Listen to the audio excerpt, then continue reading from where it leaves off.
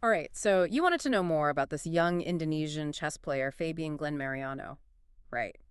Well, we've been digging into a bunch of articles and updates to bring you this deep dive. Yeah, and it's not just about one talented player. It's a glimpse into Indonesian chess, like how it's trying to make a mark on the world stage. Yeah. The challenges, the support. It's a fascinating story. Definitely. So, Fabian Mariano, who is he?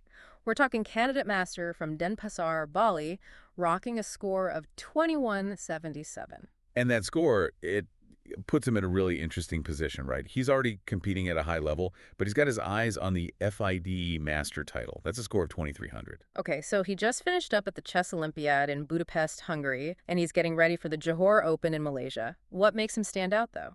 Well, there's this one article that talks about how he basically dominated a Palestinian player at the Olympiad. Like, he didn't just win, he finished with a three-pawn advantage.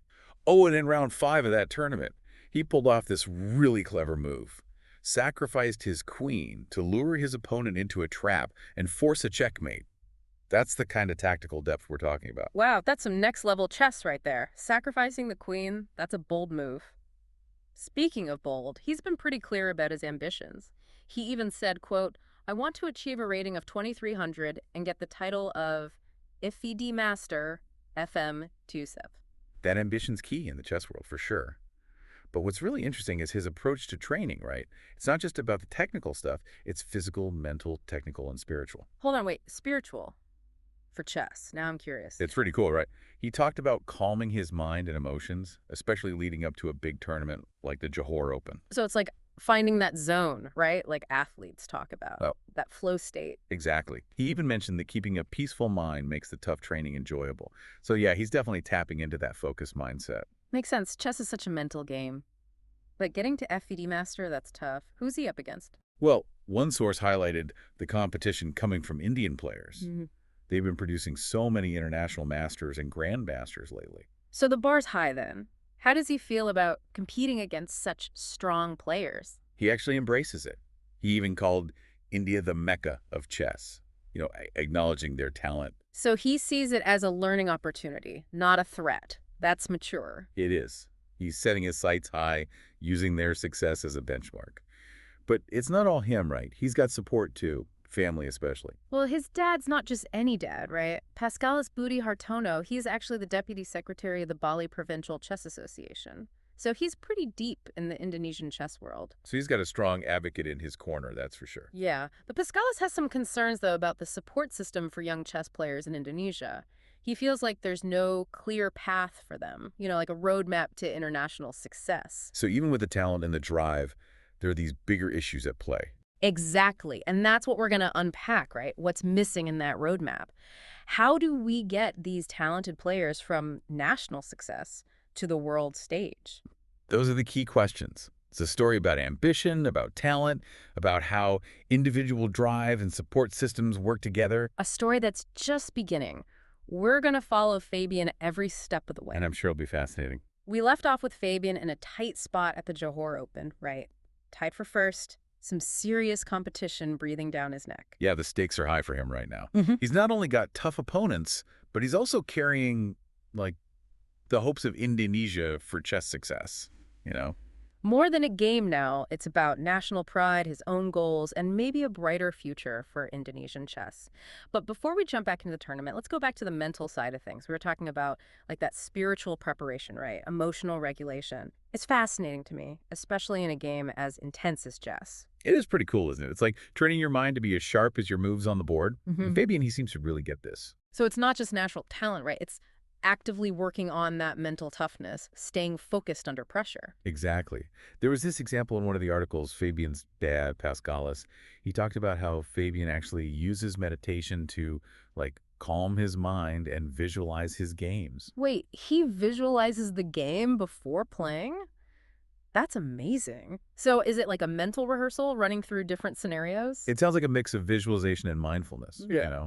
training his mind to be present, not getting lost in distractions or negative thoughts.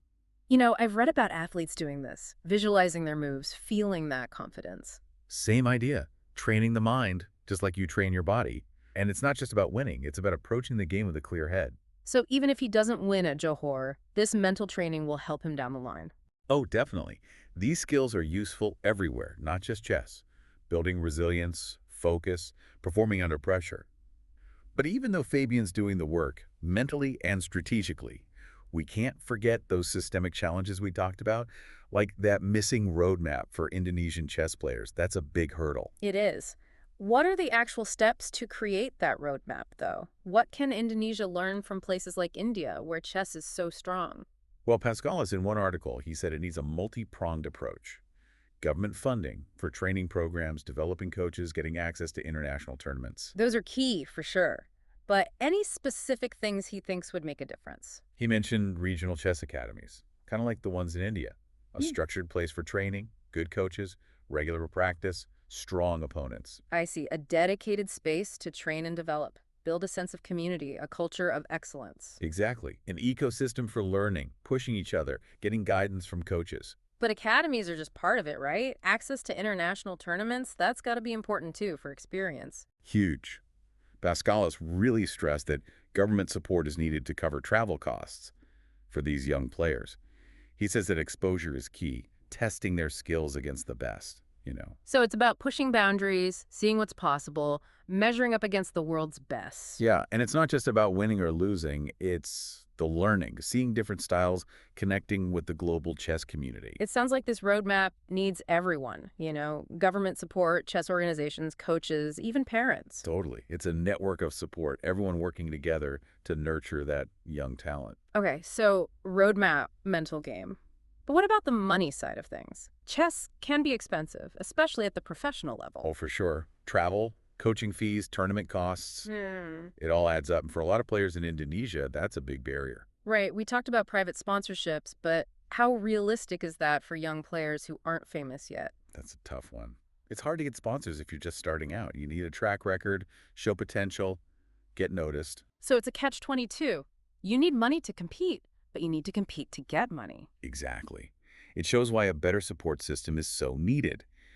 Maybe there could be ways to connect promising players with sponsors or scholarships to help with the costs. Now that would be huge. Open up so many doors. And don't forget about technology. Online platforms and chess apps have made it so much easier to learn, practice, and compete, even internationally. True. Technology can really help even things out, giving access to resources and training no matter where you are. Right on. It's about using technology to empower young talent.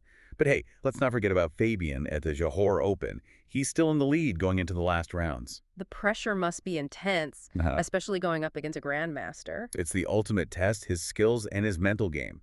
But even if he doesn't win, what he's done so far is incredible. Absolutely. He's shown he can compete at the top level. That's a huge achievement. It really shows his dedication, his talent, and that belief in himself.